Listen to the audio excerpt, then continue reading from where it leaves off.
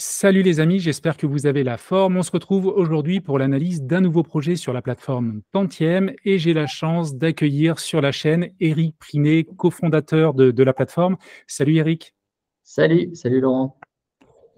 Vraiment très content que voilà, tu sois avec moi pour faire cette analyse, d'autant que ce nouveau projet, il se passe à Bordeaux, là où j'habite. Donc c'était une vidéo voilà, que je voulais vraiment pas rater. Surtout que voilà, vous vous êtes lancé maintenant il y a quelques temps, et puis peut-être pour les personnes qui connaissent pas encore la plateforme, je vais peut-être te laisser présenter la plateforme voilà, en 1 ou 2 minutes, et puis juste après, on passera à l'analyse dans le détail du projet. Ouais, merci beaucoup Laurent. Déjà pour me présenter en 2 minutes, donc moi je suis Eric Prinet, je suis un des cofondateurs de Tantiem. Alors j'ai derrière moi 20 ans de conseils auprès d'acteurs de l'immobilier, donc des foncières, des bailleurs sociaux, des gens de la promotion. Voilà, et donc avec Thomas, mon cofondateur, mon associé. Thomas, il a été directeur marketing et commercial de Cogedim pendant longtemps. Et c'est vrai qu'on a vu cette évolution de l'immobilier là, les dernières années et ce modèle qui émerge d'immobilier fractionné auquel nous, on croit beaucoup dans ses fondamentaux. Parce que je rappelle pour ceux qui ne connaissent peut-être pas encore l'immobilier fractionné, mais on est en intermédiaire entre la SCPI et l'immobilier en réel, c'est-à-dire finalement, plutôt que d'acheter des parts d'un fonds immobilier, on ne sait plus vraiment ce qu'il y a dedans, on identifie un bien, un actif, et on achète des parts d'un actif ciblé. Voilà. Donc l'argent qu'on investit, il est ciblé sur un actif à Bordeaux, à Lyon, à Lille.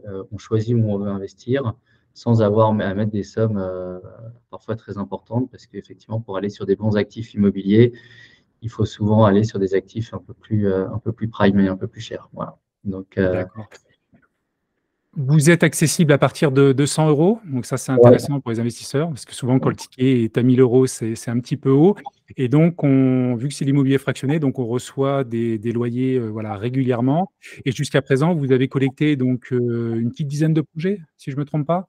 oui, alors là, c'est le septième ou le huitième. Je dois avouer que c'est Thomas qui compte. Voilà, donc avec un peu, je disais, on est à Lille, à Bayonne, à Montpellier, à Paris. Donc dans la stratégie d'investissement de Tantiem, on est plutôt sur une stratégie d'investissement qu'on veut certes intéressante en termes de rentabilité, mais on fait toujours attention des grandes agglomérations aujourd'hui. Voilà, pour privilégier à la fois le rendement qu'on va reverser, mais surtout d'avoir en tête, c'est l'intérêt de l'immobilier, le potentiel de plus-value à la revente. Et donc, parfois, on nous propose des produits avec du 8-9% de rentabilité nette.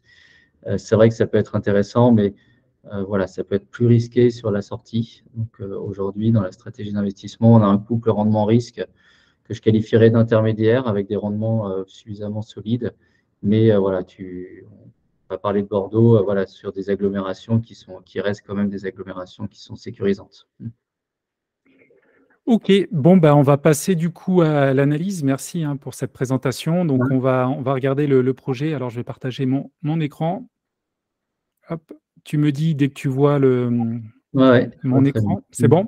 Ouais. Parfait. Donc, on part sur ce projet. N'hésite pas du coup à rebondir si je dis des bêtises. Donc, collecte assez conséquente par rapport à 828 300 euros. Sur Ouais. Bordeaux, on va aller sur Google Maps après. Et donc, on est sur une collecte qui aura lieu donc, la semaine prochaine. On est dans 6 jours. Donc, c'est mercredi prochain ou mardi prochain peut-être à Et, 12h30. et mercredi prochain, ouais, ouais. Alors, tu disais que la collecte était conséquente. Effectivement, elle est relativement élevée. Si tu descends un tout petit peu, là, tu verras, il y a le projet Oui, de de Bayonne, Montpellier. c'est ça? Alors, Bayonne, qui était aussi un beau projet, et normalement Montpellier. Voilà, ils sont par ordre antéchronologique. Montpellier Écusson, qui était aussi assez conséquent, 650 000 euros, et qui est parti en 4 jours. Donc voilà, ça nous a donné un peu des ailes. Ça nous donne aussi confiance parce que depuis maintenant plusieurs mois, on reverse systématiquement les loyers. Euh, on a 100% de respect de nos engagements sur les différents projets qu'on a menés. Donc ça, c'est quelque chose qui est important pour nous.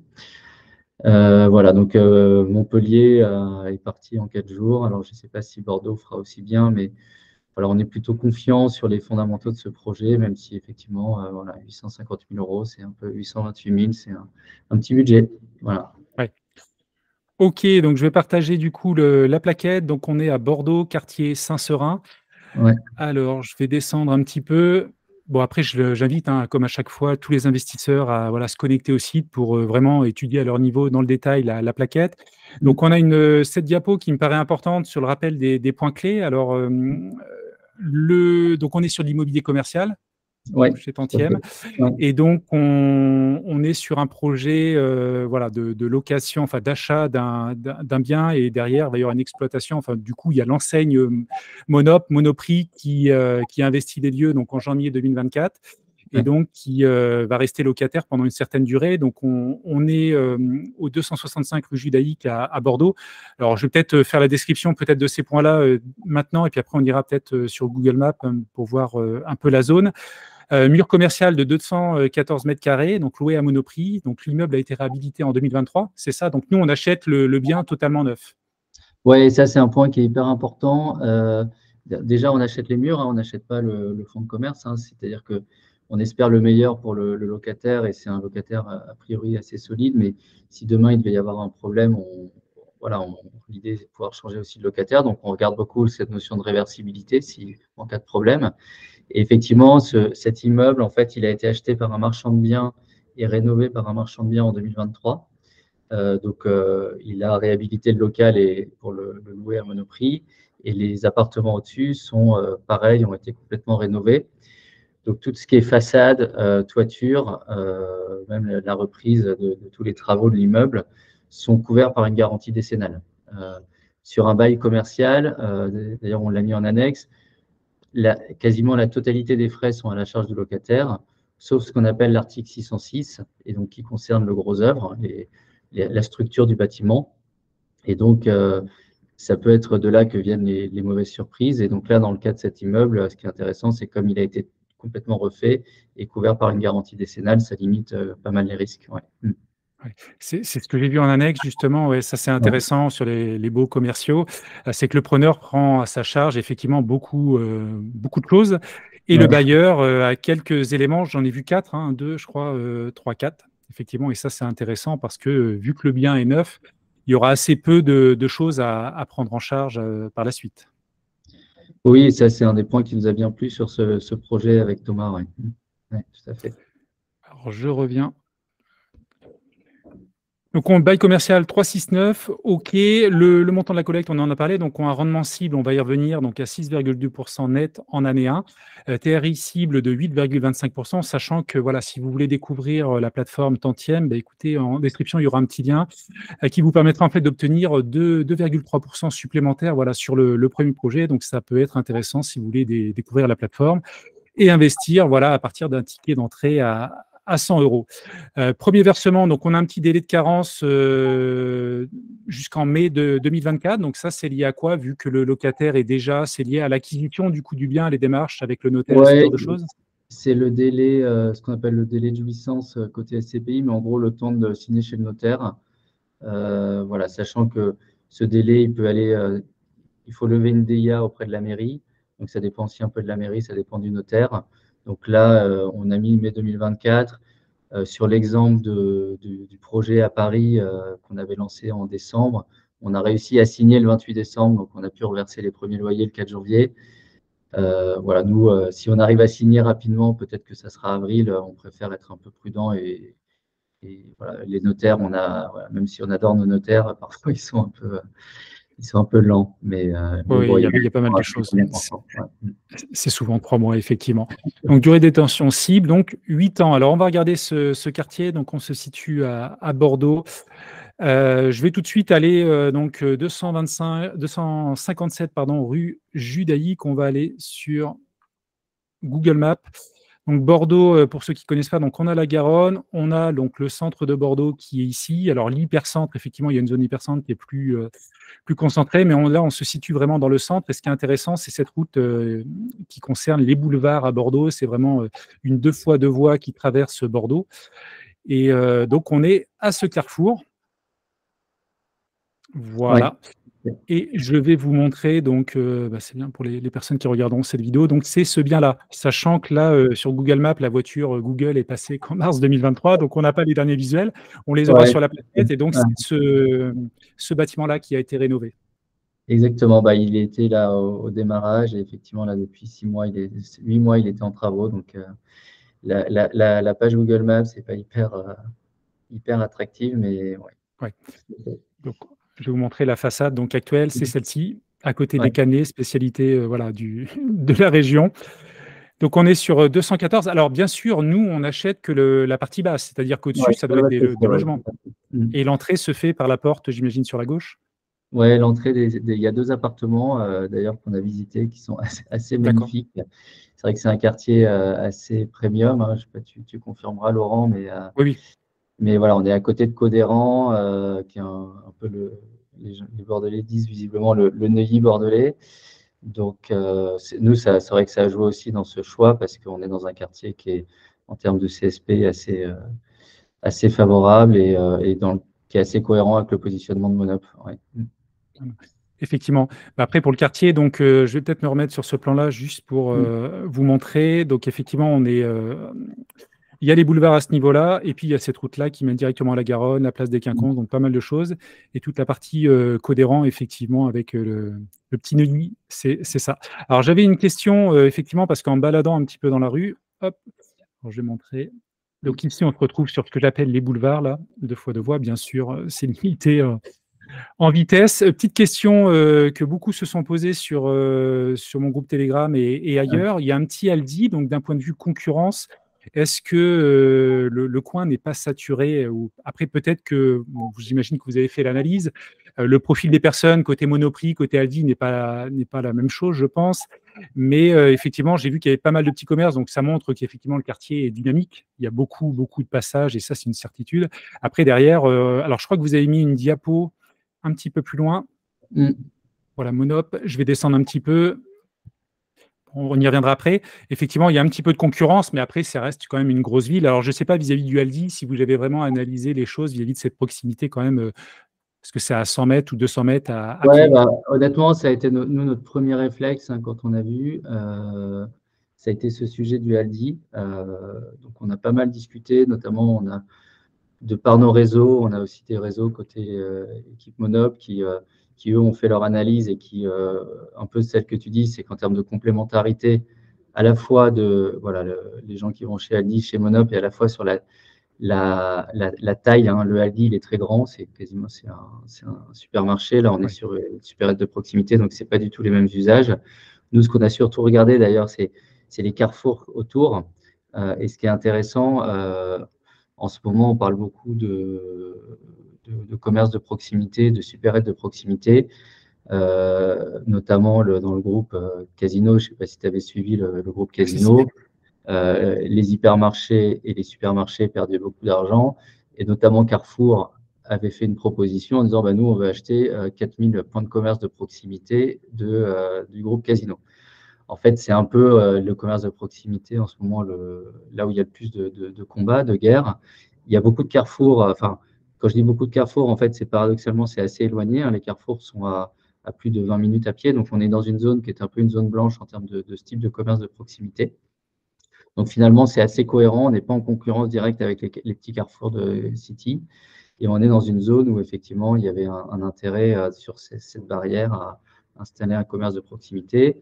Nous, dans notre analyse, donc on a aussi, tu as bien repéré les commerçants. Donc nous, quand on fait ce type d'acquisition, on va parler aux commerçants sur le côté. Donc Il y a une le boucherie, une poissonnier, poissonnerie, il y a pas mal de petites choses. voilà, le poissonnier, il a dit bah, moi, je suis là depuis 50 ans et je bougerai pour rien au monde. Et voilà.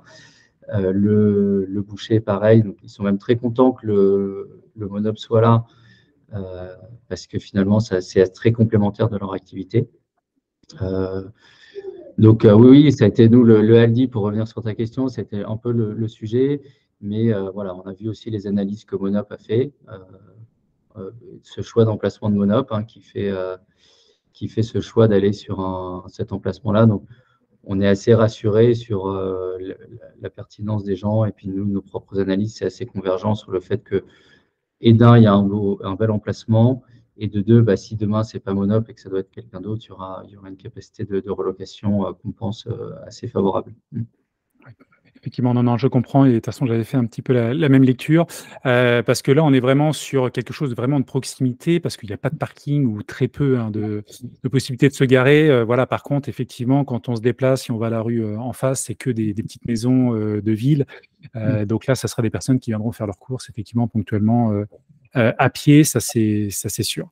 Et concernant l'emplacement, effectivement, alors j'avais mis, après j'imagine que vous pouvez regarder, parce qu'effectivement le prix au mètre carré sur Bordeaux a quand même bien baissé ces derniers temps, mais il avait énormément pris aussi sur les dernières années. Alors là, c'est que les appartements, mais voilà, globalement, ça avait pris. Alors après, c'est un élément, comme Lyon, comme Paris, ça avait baissé. Mais après, effectivement, moi, de ma propre vision, bah, l'emplacement, il est plus que premium. Effectivement, Bordeaux, bah, la région attire de plus en plus de personnes. Le quartier également très dynamique, voilà, beaucoup de petites maisons, voilà, on le voit bien autour. Et puis, effectivement, le carrefour en lui-même, beaucoup de passages. Moi, j'y passe régulièrement 1 ou 2 fois par semaine et il y a toujours du monde. Donc, Ah, OK, ben, oui, sur excusez-moi. ce point-là de Bordeaux qui a baissé, c'est effectivement, alors on distingue bien la partie résidentielle de la partie commerciale, hein, et ça a baissé sur le résidentiel. Ouais. Pour la petite anecdote, ce produit, nous on le regarde depuis 6 mois et on a fait une négociation prix qui est assez importante par rapport à ce qui était proposé initialement, justement parce que on veut s'inscrire dans cette logique de, effectivement, les prix doivent s'ajuster. Donc, les prix se sont résolument ajustés sur cet actif. Ouais. OK, donc là, vous indiquez pas mal de petites choses. 2 choses me paraissent importantes. Donc effectivement, c'est relié à Casino et on sait que Casino va pas très bien. Néanmoins, l'entité, Monoprix s'est toujours bien portée. C'était un des, Ouais. voilà, des éléments du groupe qui se portait le mieux. Donc ça, c'est un point important à souligner. Et le deuxième point, c'est que donc la personne, parce que on est sur du locatif, le locataire est important. Au-delà de, voilà, de la franchise, il y a le franchisé et le franchisé, donc c'est un ancien, salarié de Monoprix. Donc, je ne sais pas si tu peux nous donner plus d'éléments sur cela, sur la personne, sur le profil du locataire, entre guillemets. Oui, oui, bah, c'est un ancien, je crois qu'il a passé 6 ans chez Monoprix, donc il a souhaité se développer. Donc, Monoprix l'a soutenu dans sa démarche. Effectivement, Monoprix, on connaît bien le groupe Casino, et il faut vraiment faire la distinction entre les hypermarchés et les supermarchés qui sont en difficulté et qui ont fait l'objet de la cession, hein, d'ailleurs, euh, versus les enseignes de proximité que Carrefour a essayé de racheter mais n'a pas réussi. Ils n'ont pas souhaité s'en séparer. Et effectivement, le locataire, nous, on ne le connaît pas directement, on connaît son parcours chez Monoprix. Monoprix a investi dans ce local, donc croit beaucoup, hein. Le franchisé et Monoprix ont investi 400 000 euros, hein, 380 000 euros dans le bien. Euh, voilà, donc tout, Ouais, c'est entre guillemets, pas. chez nous, tous les voyants sont au vert. Après, ce qui est important, et ça, c'est toujours notre réflexe, c'est même s'il y a un voyant qui devait passer au orange, c'est est-ce qu'il y a un plan B? Est-ce que, voilà. Et donc, Ouais, bien nous, sûr. encore une fois, on souhaite tout le meilleur à cet exploitant. Mais voilà, même s'il devait y avoir un souci, à la fois le groupe Monoprix, la localisation et les travaux qui ont été faits, hein, finalement, on va bénéficier des travaux donc plutôt Oui. sécurisants. OK. Donc la rénovation complète, on va peut-être pas s'attarder là-dessus. On va passer directement donc aux éléments financiers. Je l'ai dit tout à l'heure, donc 6,85% de rendement moyen, voilà, reversé, 8,25% de TRI cible. On va peut-être s'arrêter plus là-dessus. Effectivement, c'est ce qui va intéresser les investisseurs. Donc le prix d'acquisition, 720 000 euros, sachant qu'on prête, nous, un petit peu plus de 800 000. Une couverture hypothécaire, il me semble, de 87%, parce que c'est noté ici. Il y a une hypothèque légale de prêteur de deniers, donc qui va être établie et signée. Oui, ça c'est un point sur lequel nous on ne déroge pas. C'est vrai que quand on investit et par une plateforme, il y a le sujet de la confiance et de qui porte le projet, c'est important. Voilà, nous on met systématiquement une hypothèque légale prêteur de deniers. Pour ceux qui ne connaissent pas, cette hypothèque, elle dit quoi? C'est-à-dire que quand on va chez le notaire, on acquiert le bien et au même moment, le notaire pose une hypothèque avec la liste des investisseurs. C'est-à-dire que le notaire nous dit, le jour où vous revendez ce bien, vous ne pouvez utiliser le fruit de la vente que pour rembourser les investisseurs. Donc, je dis souvent, moi, si à un moment je craque et que je me dis, tiens, je vais aller m'installer à Dubaï et m'acheter une Ferrari, j'ai techniquement pas le droit de revendre un immeuble. Et même si Tantième demain fait faillite, parce que pour X raisons qu'on ne souhaite pas, on ne pourra pas voilà, revendre un immeuble, même s'il y a une super plus-value sur cet immeuble. Le notaire dira, bah oui, peut-être que vous revendez cet immeuble 900 000 euros, enfin cet actif 900 000 euros, mais ces 900 000 euros ne peuvent servir qu'à rembourser aux investisseurs. Voilà. Et donc ça, c'est hyper important en termes d'appréciation du risque. Hein. Il y a sur ce type d'investissement, il y a le risque locataire, hein, les loyers qu'on vient d'évoquer, et puis il y a le risque inhérent à la plateforme. Voilà, quelque part, si vous investissez là-dedans, vous n'investissez pas dans le tantième, vous investissez dans cet actif.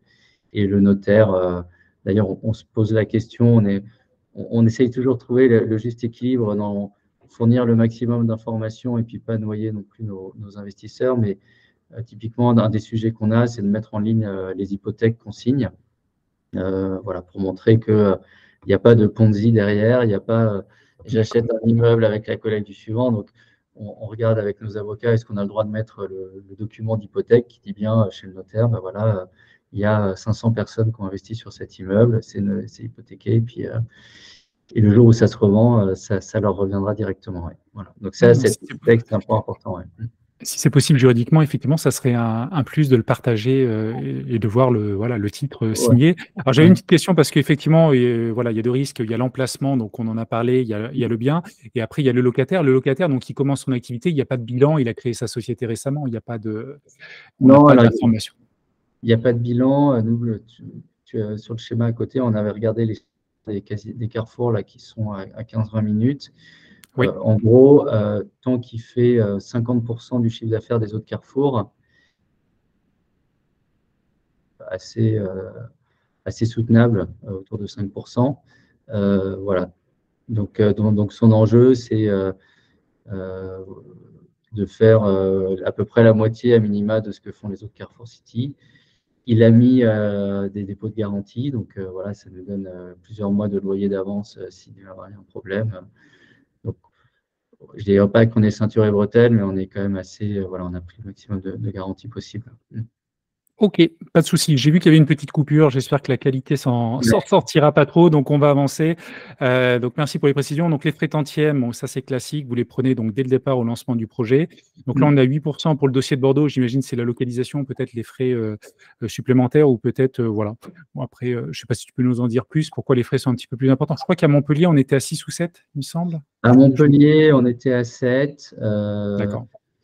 Voilà, après, ça dépend un peu des dossiers, ça dépend aussi du temps, de l'énergie qu'on y a mis, et de la complexité. Voilà, on est à 8. L'enjeu pour nous, c'est d'avoir un niveau de rendement qui soit quand même cohérent pour l'investisseur. Et effectivement, 6,2% à Bordeaux, ça nous paraît assez compétitif. Ouais. Ok, donc total d'acquisition 828 300, donc c'est ça qui va être financé. On est donc l'échéancier numéro 1, il n'y a pas de banque ou ce genre de choses. Non. Et donc le deuxième point important, vu qu'on est sur du locatif sur 8 années, donc on va avoir un loyer annuel brut de 54 000 euros, rentabilité brute donc à 6,5%. Il y a quelques frais administratifs là qui ne sont pas énormes, mais oui, pour le suivi à l'année. Vous passez également par une agence derrière. Alors, quel va être le rôle de l'agence sur ce type de location? J'ai un petit peu de mal à voir, vu que c'est le locataire qui va prendre en charge s'il y a des dégradations ou ce genre de choses, les travaux. C'est à quel niveau que l'agence intervient? Là-dessus, c'est Tantième qui va assurer la gestion locative. Parce qu'en gros, sur des actifs commerciaux, on gère en direct, mais on distingue, et ça c'est aussi une demande de l'AMF, distinguer ce qui est de la redistribution du produit financier obligataire au sens, voilà, il y a 500 obligataires, il faut reverser les loyers sur la plateforme, de ce qui est de la pure gestion locative, aller participer au syndic, envoyer les quittances de loyer. Clairement, et ça c'est un point qui est important pour nous, c'est que quand on est sur de l'actif commercial, quand tout va bien, il n'y a pas grand-chose à faire. C'est aussi pour ça que c'est les gens qui ont pas mal d'expérience en immobilier privilégient aussi ce type d'actifs. Quand on est sur des résidentiels, on a des frais de gestion qui sont plutôt autour de 10%, hein, qui sont un peu plus cohérents avec le turnover locataire. Voilà, donc le 5%, en fait, il faut prendre le 5% de frais de gestion, le 2 plus 3, c'est finalement assez cohérent entre un frais de gestion classique sur ce type d'actifs qui nous paraît pas. Alors, c'est vrai que tout va bien, il faut envoyer une facture tous les trimestres et puis aller voir de temps en temps déjeuner avec le locataire pour être sûr de garder le contact et puis aller à la copro. Voilà, après, on voit que la différence entre les 6,5 et le 6,2% net, finalement, on a un coût de gestion qui est relativement limité par rapport à l'actif, puisque ça ne coûte entre guillemets que 0,3% du rendement. Oui, ok. Non, non, c'est clair, merci. D'autant, oui, c'est ce que tu as dit, il n'y a pas de taxe foncière notamment, c'est assumé par le locataire. Ok, donc on est à 6,2 et en année 8. Donc vous avez estimé une augmentation donc, du loyer annuel donc, de 3% et on arriverait donc au bout des 8 années à 62 753 euros. En retirant les charges, on sera à 56 000 de base et donc 7,6% de rentabilité nette. Alors net pour vous, bien sûr, pour l'investisseur, c'est brut, parce que derrière, il y a une fiscalité derrière. On dépend de la flat tax, si je ne dis pas de bêtises. Et Ouais. voilà. Oui, alors c'est la flat tax. Chez nous, on a aussi pas mal de gens qui investissent via des sociétés pour optimiser cet aspect fiscal. Alors tout le monde n'a pas une société. Il y a différents cas de figure, mais effectivement, le cas standard, c'est qu'on est à la je précise l'évolution annuelle moyenne des loyers pour ceux qui connaissent moins bien, c'est que le 3%, c'est une estimation d'inflation moyenne, puisque le loyer est indexé sur l'ILC, l'indice des loyers commerciaux, qui reflète l'inflation. Donc, typiquement, cette année, l'ILC, il est plutôt autour de 5,5%. Voilà, mais on est comme tout le monde, on écoute un peu ce qui se passe, on pense que l'inflation va ralentir. Donc, nous, on est sur des hypothèses. Voilà, la cible de la BCE, c'est que ça soit entre 2 et 3%. Là, cette année, ça va être 5,5%. Donc, on prend une hypothèse d'inflation. Mais après, c'est vrai que le loyer augmente mécaniquement, automatiquement. Il n'y a pas de discussion. Ce n'est pas une question est-ce que j'arrive à négocier avec mon locataire. C'est à date anniversaire, Oui. le loyer prend l'inflation et c'est convenu. Donc, on n'est pas sur une hypothèse. D'ailleurs, dans les chiffres, on met et s'il n'y a que 2% d'inflation ou que 2,5% d'inflation en moyenne, on présente les chiffres aussi dans ces cas de figure-là. Donc, on est dans une lecture assez, entre guillemets, raisonnable de la vie de ce bien. Ok. Ça, c'est clair. L'analyse de la sensibilité, bon, après, j'imagine que vous avez fait différents scénarios. On va pas trop, ça va dépendre bien sûr de l'inflation et de la hausse des loyers. Ouais. Et donc, on a vu tout à l'heure également les détails donc sur le bail, effectivement. Et nous, en tant que bailleurs, effectivement, il y a peu de dépenses. Il y en a quelques-unes, mais effectivement, beaucoup de choses, et c'est l'avantage de l'immobilier commercial, sont à la charge du locataire. Ok, écoute, je pense qu'on a fait le tour. Donc, tu nous as parlé donc, du locataire, effectivement, qui commence. Donc, on n'a pas de bilan. Voilà, il y a un petit flou, c'est une question qui a été posée. La concurrence, voilà, c'est à voir. Après, moi, je sais, pour connaître un petit peu le quartier, c'est très, très attractif. Après, il y a quand même voilà, le Aldi, mais c'est peut-être pas tout à fait le même profil de choses. Et puis, non, voilà, je crois qu'on a fait le tour. Après, je ne sais pas si tu as des éléments à rajouter. Je peux, voilà, peut-être pour le mot de la fin sur le projet. Donc, la collecte aura lieu la semaine prochaine, donc mercredi. Et Ouais, tout à fait. puis, oui. Non, non, je pense que tu as très bien analysé le dossier. On a eu les mêmes interrogations que toi. Je te dis, on a été faire du porte-à-porte parce que ça reste un métier de proximité et on a été rassuré par ces éléments voilà, de quartier, de vie de quartier, de commerçants qui fonctionnent bien en face. Et ça, c'est important parce que c'est le juge de paix. Et puis, voilà, et puis un quartier qui est finalement en termes de CSP+, sécurisant et voilà, qui va dans le bon sens. Et puis surtout, comme tu l'as très bien noté au début, tout l'immeuble a été complètement rénové. Donc, les risques à venir, je ne dis pas qu'il n'y a jamais de risques, sinon je serais milliardaire. Voilà, les risques à venir sont quand même assez limités sur ce type d'actif.